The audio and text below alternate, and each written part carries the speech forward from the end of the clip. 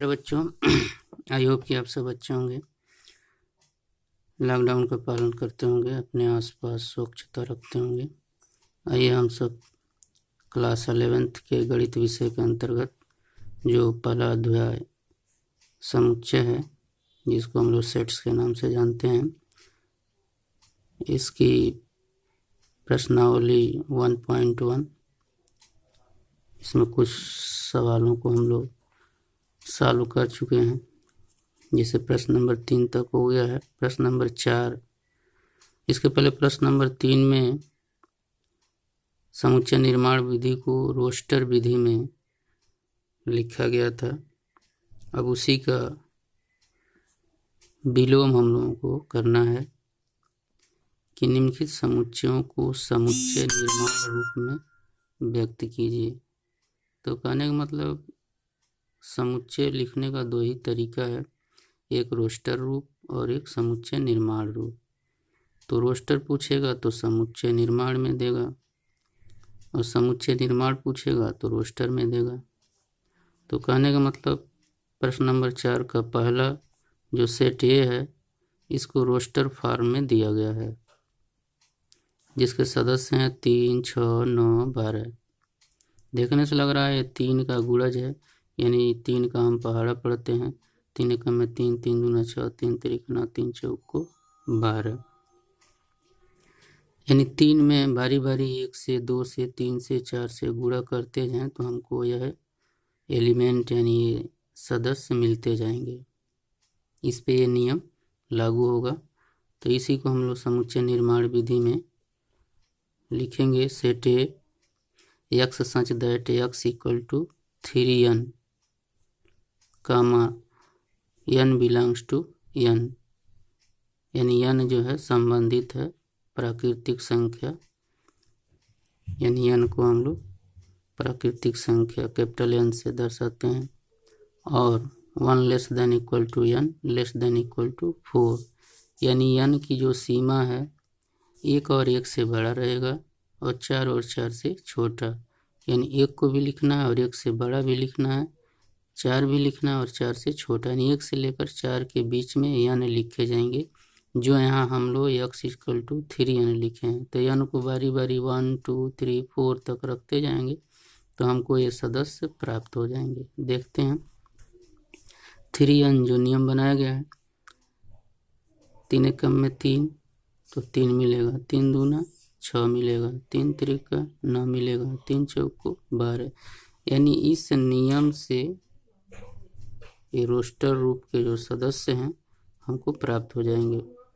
तो इस पे एक नियम हम लोग बना दिए कि x equal to 3n, n क्या है, एक प्राकृतिक संख्या है, और कहाँ से कहाँ तक, 1 से लेकर 4 तक। तो इसी तरह लिखने के तरीके को हम लोग कहते हैं समुच्चय निर्माण, बिल्डर फॉर्म, यानी एक जो है रूल, एक नियम हम लोग बिल्ड करते हैं, यानी उसका निर्माण करते हैं, एक नियम बनाते हैं। अगला प्रश्न 4 का दूसरा है, सेट बी दिया हुआ है 2, 4, 8, 16, 32। ये देखने से लग रहा है कि ये 2 का 2 में गुणा करके प्राप्त किया गया है, यानी 2 एकम में 2, 2 दूना 4, 2 दूना 4 दूना 8, 2 दूना 4 दूना 8 दूना 16, 2 दूना 4 दूना 8 दूना 16 दूना 32, यानी 2 पर घात लगा के प्राप्त किया जा सकता है। तो इसको हम लोग समुच्चय निर्माण विधि में लिखेंगे। Set B x such that x equal to 2 के पावर n, यानी 2 के घात n। n क्या है, एक प्राकृतिक संख्या है, और n क्या है, कहाँ से कहाँ तक रहेगा, 1 और 1 से बड़ा और 5 और 5 से छोटा, यानी 1 और 5 तक कंटिन्यू हमको लिखना है। यहाँ 2 के पावर n जो लिखा गया है, यहाँ बारी बारी 1, 2, 3, 4, 5 तक हम लिख सकते हैं। तो देखते हैं 2 के पावर n, तो 2 के पावर 1 तो 2 कम में 2, यानी एक घात का मतलब वही रहेगा। 2 के पावर 2 तो 2 दूना 4, 2 के पावर 3 तो 2 दूना 4 दूना 8, 2 के पावर 4 तो 2 दूना 4 दूना 8 दूना 16, 2 के पावर 5 तो 2 दूना 4 दूना 8 दूना 16 दूना 32। इस तरह हम जो है रोस्टर रूप के जितने सदस्य हैं इनको हम लोग समुच्चय निर्माण विधि से प्राप्त कर सकते हैं। तो रोस्टर को हम लोग समुच्चय निर्माण विधि में हम लोग इस तरह लिख सकते हैं।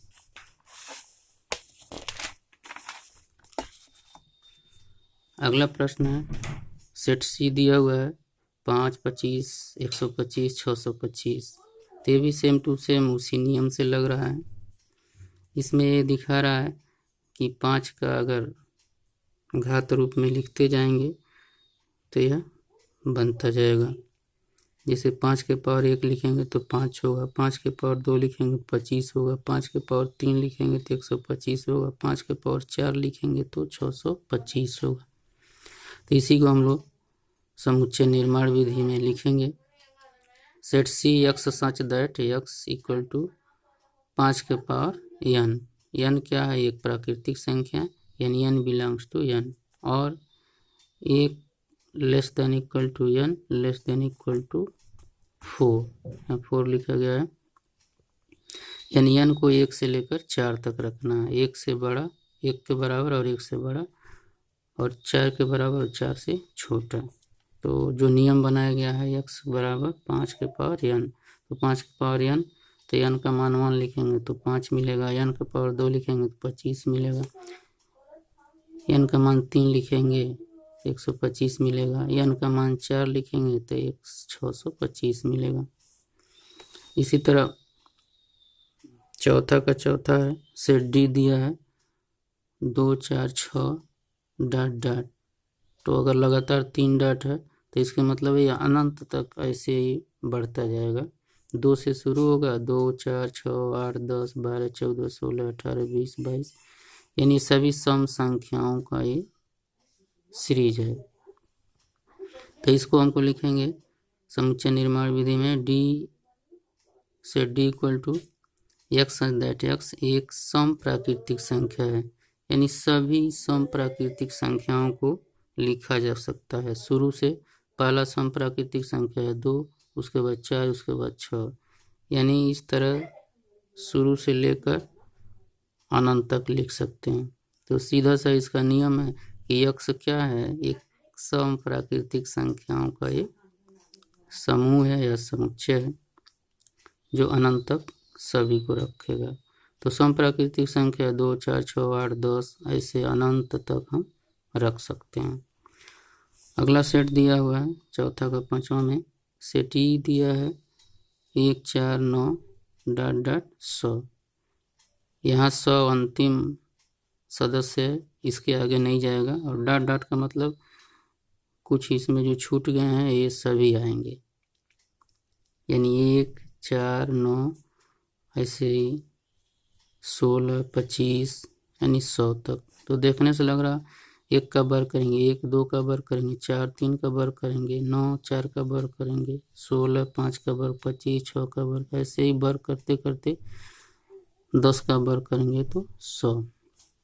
तो ये जो हमारा नियम बनेगा x set E x such that x equal to n का पावर 2, यानी जो भी प्राकृतिक संख्या उसका वर्ग करते जाएंगे सब मिल जाएगा। कहाँ तक जाना है? 100 तक। तो n बिलोंग्स टू n, जो n लिया गया है प्राकृतिक संख्या है, और ये प्राकृतिक संख्या कहाँ से कहाँ तक होगा? तो 1 और 1 से बड़ा और 10 और 10 से छोटा, यानी 1 से 10 तक ही इसको लेना है। तो देखते हैं n का पावर 2 घात 1 का 2 घात, यानी 1 पर वर्ग करेंगे तो 1, 2 का वर्ग करेंगे तो 4, 3 का वर्ग करेंगे तो 9, 4 का वर्ग 16, 5 का वर्ग 25, 6 का वर्ग 36, 7 का वर्ग 49, 8 का वर्ग 64, 9 का वर्ग 81, 10 का वर्ग 100। तो इस तरह से जो हमारा सदस्य समुच्चय के हैं सब मिल जाएंगे। तो इतना लिखने से अच्छा है कि हम लोग इतना ही लिख सकते हैं कि x इक्वल टू n का पावर 2 घात, n जो भी प्राकृतिक संख्या उसका वर्ग करते करते हम लोग सभी सदस्यों को प्राप्त कर लेंगे। अनंत तक रहेगा तो ये हमको सीमा नहीं बतानी पड़ेगी, अगर सीमा है तो इस सीमा को हमको बताना पड़ता है। तो इस तरह हम लोग इसके पहले रोस्टर से समुच्चय निर्माण में बनाए थे और अब इस समुच्चय निर्माण को रोस्टर में बनाए थे। अब इस वाले प्रश्न में जो चौथा में रोस्टर से समुच्चय निर्माण रूप में हम लोग बदलना सीख रहे हैं।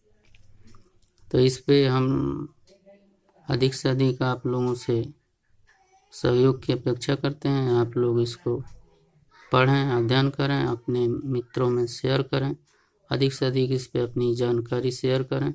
जो समस्या है, जो कन्फ्यूजन है, उसको कमेंट के माध्यम से हमें बताएं, जिसका निराकरण हम लोग करने की कोशिश करेंगे। और भी विषय में जो समस्या है उसको बताएं, ताकि विद्यालय परिवार आपकी समस्याओं को निराकरण कर सके। धन्यवाद।